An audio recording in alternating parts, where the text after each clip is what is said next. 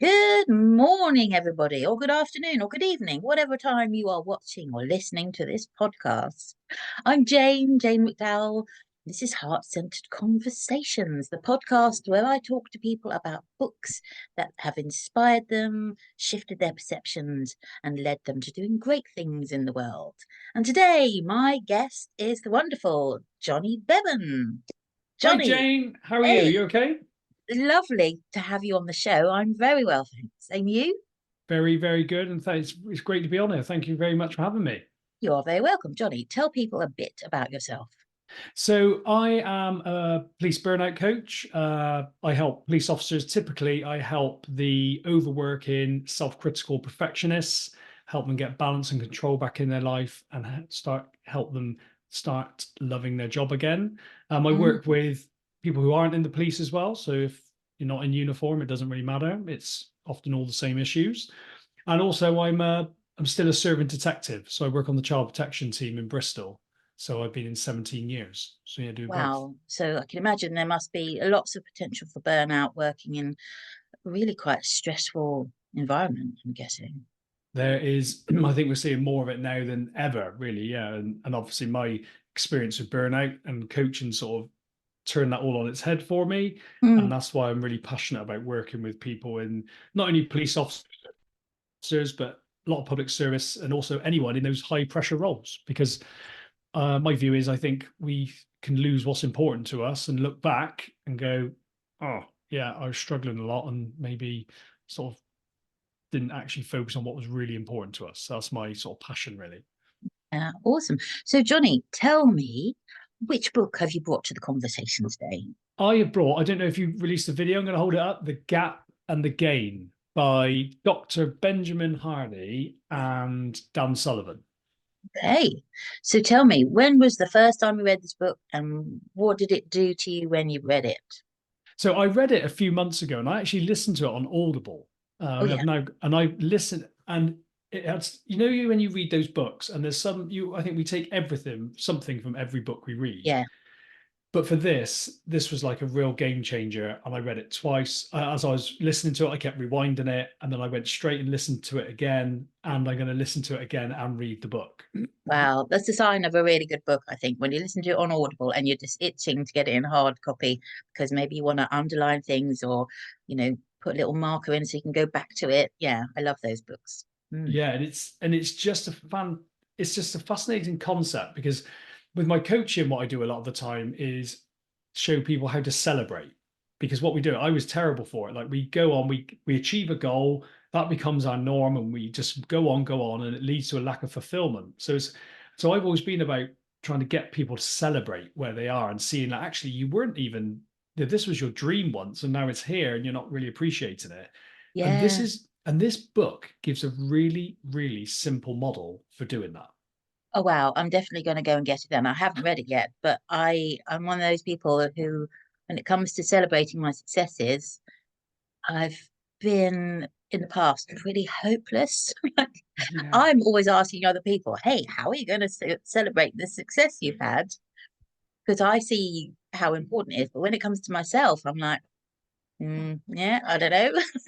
Yeah, and for me, I've seen, especially with this book, is like shows it's like the fuel on the fire Mm. because they talk in the book about Dr. Benjamin Hardy. He talks about because it's basically Dan Sullivan's concept, but he knew he'd never write the book on it. So Dr. Benjamin Hardy wrote the book on it, and then in the Audible, he interviews him, and it is just fascinating because they say like they call it the gap or the gain. So the gap is where we naturally fall, like that place of lack. We wish we were somewhere else and always striving.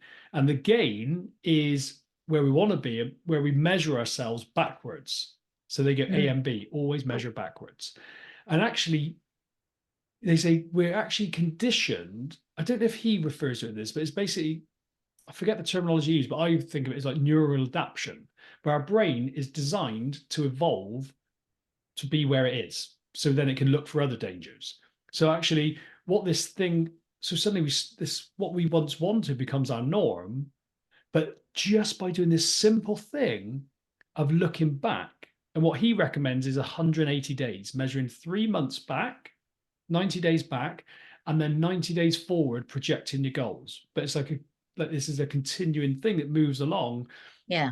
But all the time you're measuring back, what are my gains?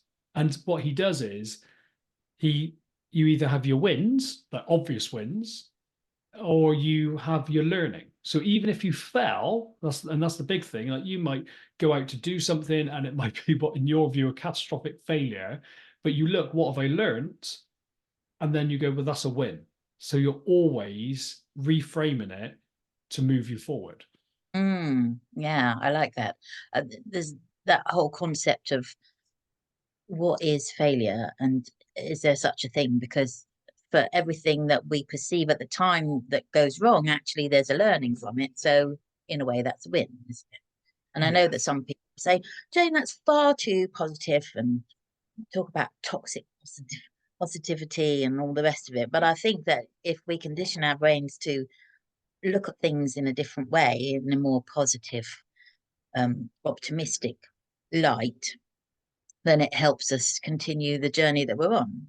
Yeah. And I think what we forget is I used to hate failure. I used to be a real perfectionist, and that's all perfectionism is: fear of failure, fear of judgment. But when you realize we're designed to get something wrong, it feels bad and the reason it feels bad is because that draws our attention to it. And then we look at what went wrong, what went well, what didn't go well. So it's not like false positivity, just going, yeah, you go, actually, what do I need to change? And then you go again. But for me, that failure, when you realize we only don't like failure because of how it feels, and it only feels that way because of what we make it mean. So we're in complete control of it. Yeah, it just reminded me that actually, when I was in primary school, one of my teachers said, um, unless you make mistakes, you don't learn. So celebrate your mistakes. Yeah. So, yeah, which is a really positive thing for back then, I think, for people to say. I think sometimes now our education system pitches us against other people and competition and all this. And of course, all of that makes us fear failure, doesn't it? And I think what this book does is it shows you that you should only be measuring yourself against you. You shouldn't be comparing against others. But what it's about is noticing when you're in the gap. So it's natural that you see someone that's doing something that you want and you start comparing. The awareness that you're in the gap is the first stage. You're going, oh, I'm in the gap. Look at that. And then you move yourself back to the game. Because when in the Audible, when they're interviewing Dan Sullivan, Ben Hardy says to him, Dan Sullivan's talking. He says, well, people say to me, well, I don't suppose you're ever in the gap anymore. He says, well, only about 6 times a day. He said, you naturally, that's our default. That's where we go. Yeah. And the brain wants to forget it. So it's like a muscle that you exercise, really. And it does become a practice, and you do it. He recommends it at night. Like you do your 3 wins before you go to bed. What are your 3 wins for the day? And then your 3 wins that you're going to have tomorrow. And it doesn't matter if you don't get those wins, but what it does, it starts making your brain look for the wins. So if you think you're going to try something and fail, already you'll be going, oh, that's a win I can clock. Yeah. So then, so then you're more likely to go out there and try stuff. Yeah, I think it's really important. And like you said, celebrating your wins, and even if it's just writing them down at some point in the day, like, hey, I achieved this, or this happened, yay. It keeps our brain focused on that we're getting somewhere, as small as it might seem. And the more we can do that, the more we can start off the day on a positive note. Because when we start the day thinking, oh, it's going to be terrible, or I don't know how I'm going to get through this, or I'm, etc., etc., then it kind of sets a negative intention for your day, doesn't it? Oh, 100%. And what he mentions in this book is how our brain has like a filing system, doesn't it? And when we go to bed, it takes in all the knowledge that we've taken in, it starts slotting it in where it should go. But of course, if our last thing is worry, anxiety, and worry and thinking about everything that's gone wrong, that's what we then program our brain. Whereas he says, when you look at your wins, and I did an exercise which he talks about in there, where I'll mentally go over my day, and it takes about 10 minutes, and I'll actually fall asleep doing that, where you're reframing your whole day. Was it that boring, Jonny? Yeah, exactly. Yeah, so I sent myself to sleep. That's bad, isn't it, when you send yourself to sleep? I'm like, oh dear, I need to be doing more. I need to be doing more. No, I guess it's quite calming, soothing. It settles down your nervous system and allows you to sleep. So yeah, yeah, and I'll go over something. If I'm stuck on something where I'm thinking it's not a win, I won't move past it until I've yeah, found those wins. And it's and it's such a great tool. And something he uses in there, which I use all the time, is we want to have a vision of where we want to be, but he says the key is you don't use that to judge yourself. So what you do is you have this, it's like a horizon line. You have this future vision of yourself, but he said, but really you never really get to this idyllic place, but that helps you get to an intermediate place. So you have understanding that this future is just to motivate you to get up and take action, but then you measure back and you just feel like you're achieving all the way. And he talks about measuring success. He says you choose your success. And so suddenly a lot of people might go, well, no, that's false. But you go, actually, when you're thinking and you're down on yourself, you're less likely to carry on, aren't you? That's when we yeah, give up, and we really fell, I think, when we just give up altogether. yeah, exactly, exactly. So Johnny, tell me more about. So you obviously you mentioned earlier that you reached a state of burnout yourself, and then that's what inspired you to help others, Hmm. either to prevent them or help them through burnout.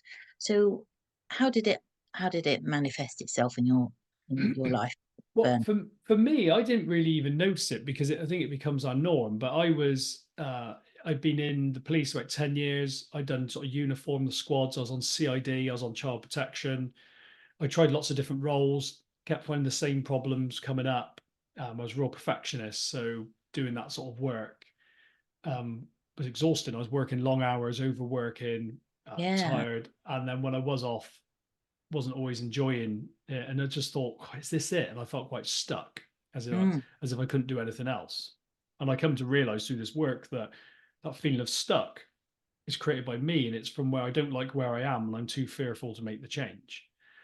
So I tried to escape the CID environment, the child protection, thinking that was the problem. Around this time, I sort of got coaching, and then I was up on a regional crime team working on with undercover officers. And I, through the coaching, found that actually this problem was me. It was my fear of failure, fear of other people's opinions, and this is what was fueling all this overworking. Mm. So what I did is everyone thought it was a terrible idea.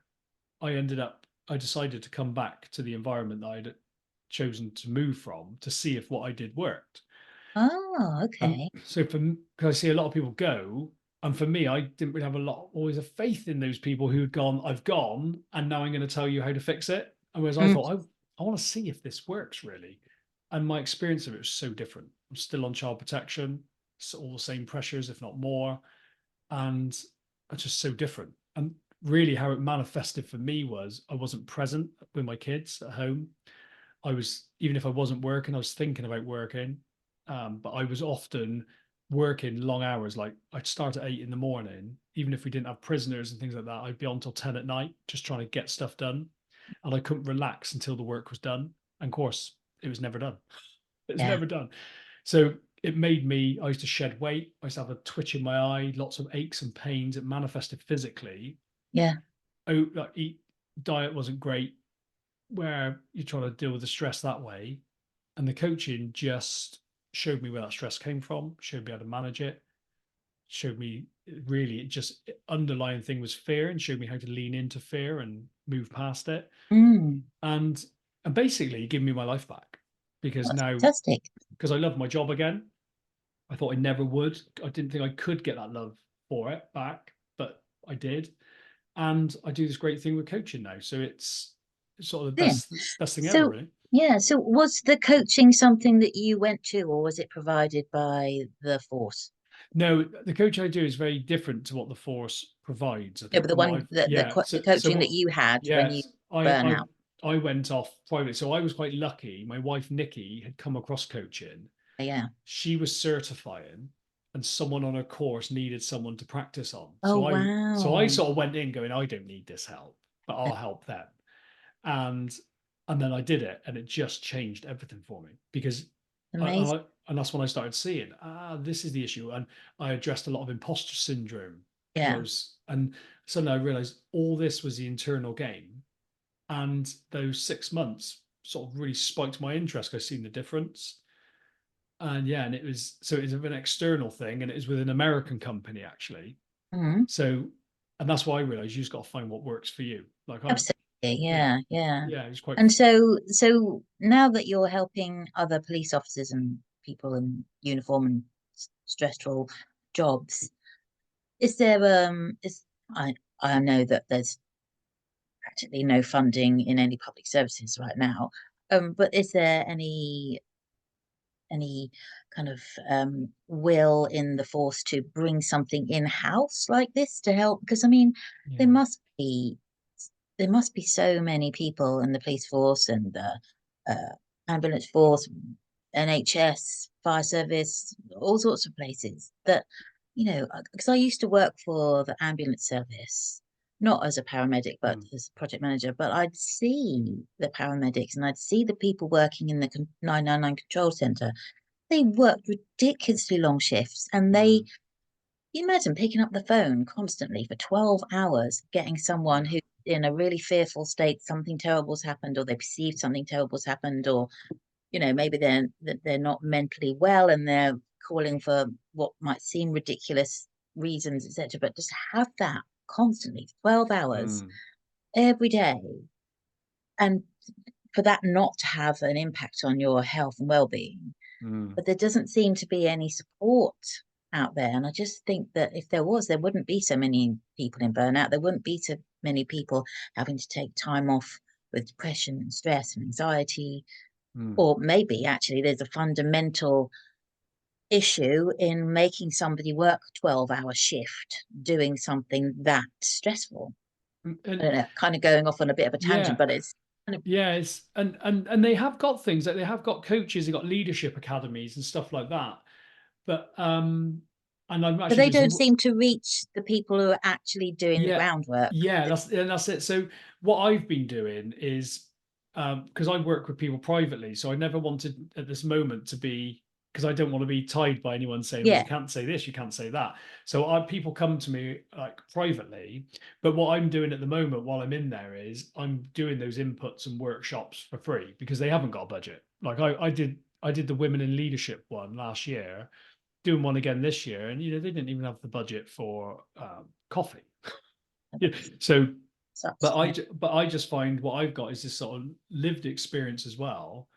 And even if that, and I think, and I believe that the coaching is what makes the difference. But there are people that listen to it and decide to make the change because Mm. someone listened to me at one of my inputs, and then I was going to meet up with him for a coffee because he said I pulled out of the sergeant's board. He said because I got loads of self doubts about myself, I don't believe I can do it. And he came to the presentation, and then he said, I'm, I'm I'm gonna have a go. He said, but first of all, he said, can I speak to you? Because I just haven't got the self-confidence. And he followed me on social media, phoned me up and went, don't have to meet for a coffee now. I've done it. And he actually implemented what I was saying, which a lot of people find it very hard without having a Yeah. coach. But he said, I did the promotion process and I enjoyed it. And that's like a side Wow. thing. What I'm doing Yeah. is a lot. I've just coached someone through going through the promotion board, and that's what I love is their experience of it, pass or fail, is good. Yeah. So it doesn't make them feel with dread. And I just, like you say, my passion is making it available for people on the ground. Those Yeah. people that are just feeling overwhelmed, and for them realizing that we say we can't take breaks, but often no one's saying we can't take breaks. Yeah. And I that's, think yeah, that's a sort of cultural thing, isn't it? And then that fear of judgment and the perception that everyone is just like amazing and it's just me that can't keep up the pace and I just have to keep struggling. Do you think yeah. that's a kind of, Oh, it's an ego. It's a best definitely thing. I used to say, "Oh, I hadn't had a break for 10 years," and someone else be like, "Well, I hadn't had a break for like 12 years." no. But I grew up on a cardboard box and motorway, that kind yeah, of yeah, conversation. yeah, yeah. But it's but yeah, and it's but what I find is even the other side of what I find I do is when people come, I always say, realize the job's not the problem before you leave it. Otherwise, you take that problem with you. But then if you have had enough, like I go, do I want another 20 years of working on child protection? because you listen, like they say, if you listen to the news, you're 60% more likely to have a bad day. Well, we listen to the bad news all day. And And more than the bad news as well. yeah, Yeah. yeah. So, and I also go, like, what I find is people going, they're that absorbing it, because when you teach them how to allow those emotions, you're a lot more resilient to it. But if you just go, I just don't want to be exposed to that anymore, about questioning people why they are still exposing themselves. Because I believe that if you try it and you've had a good run, but after 10 years you go, actually, I don't want to listen to this now for another 20, 30 years, whatever. You can go, what I like is building people's self-confidence that they can take that leap. And I think rather than waiting, what people do is, and this is what I want to stop, this is my mission, is they work and work and work, thinking they can't do anything else till they burn out, they're exhausted, and then they're just stuck because then they're in this job they hate and they're just counting down the years. And I've known people have countdown timers. Someone had one set for 10 years on their phone. 10 Well, it's years. just wishing your life away, isn't it? You know? Yeah. Yeah. Yeah, we should all be able to find some fun and joy in every day, even if there are parts of it where, if you've got a job as yours is in child protection, or someone in A&E or paramedic or firefighter, you're going to have days when you're going to be confronted with really tragic Mm. circumstances. And I guess it's finding a way of dealing with that, and also being able to find some joy in your own life as well. Well, this is where this book has helped me, not just with the big things, with every day. Because what I've noticed, I was sat here the other day as I was like going through processing my stuff and going through it, and I thought, what really that sort of kills people is when you lose your meaning and purpose. And your purpose is, I think people join the police with a why. I want to help people. That's normally, I want to help people. But then the meaning, that's like their purpose, and their meaning is the impact that has, like the value it offers. But when you're in an environment where there's loads of work and you're not getting case files to court for years, suddenly that meaning goes, which then affects your purpose. Yeah. And what I found was applying this in this book is every day, rather than thinking I've got all this stuff, oh, I've been working on this all day and I'm still so far away. That's the gap. When you go, how much further am I ahead? And finding your meaning and purpose intrinsically to motivate yourself, and then you can help more people. Yeah. And I find that has been so powerful for me in an environment where you just go, if you please one person, I had it the other day, someone phoned up complaining. And so we're right, their job's a priority. Then I had the solicitor from another job going, this is disgusting. I'm going to make a complaint because this one's taking too long. And it's like you pick one up, you put one down, but you can deal with that and still find the meaning and purpose in Yeah. it. And I think that is absolutely key. So is that something that you focus on with your clients, finding that meaning and purpose and their why, so Yeah. that out They're, their journey? yeah, their why. And the big thing is, rather than everyone will focus on what they've got to do, the how, but they'll always be thinking, what can I do? What more can I do? So I focus on why they're doing it, their fuel, because if they've lost that, then we need to sort of get that back, but also who they have to become. So, Yes. like for me, being in like an ever-changing environment where it's getting more digital and all this stuff and things are taking longer, well, I'm gonna have to be more resilient. I'm gonna have to be able to have conversations with people who are angry at me Yeah. through no fault of my own. I agree with them. Yeah. So I focus a lot on that. Who have you got to become? Because I think I don't think I know, when you change the who, then you work out the how. And it's Yeah. rather than trying to work out the how from this person who's thinking, I can't do it, and they're totally overwhelmed, you're sort of changing that perspective to that future self. Yeah. Well, Jonny, it sounds like you're doing amazing work and you're really making a positive difference to people's lives. And the ripple effect of that is phenomenal, because, Mm, if you're helping someone to stay in a profession where they are helping people, the people who get help, the people around them benefit. It just goes on and on and on, doesn't it? So yeah. absolutely fantastic. So if people want to get in touch with you, Jonny, what's the best way for them to do that? I'll put the details in the description as well. Probably the best way is LinkedIn. So I'm on LinkedIn, just Jonny Bevan, and you'll see me on there. That's probably one of the best ways. But if you're not on LinkedIn, I'm on Instagram, Jonny Bevan, and also Jonny Bevan Coaching on Facebook. So Great. Okay, well, I will put those details in the description of this show. It's been an absolute joy to have you on, Jonny, and carry on your fantastic work. Thank you very much, Jane. I really enjoyed it. Thank you. You're welcome. Thanks for listening and watching, everybody. Remember to like and subscribe and share with your friends. See you in the next one. Bye.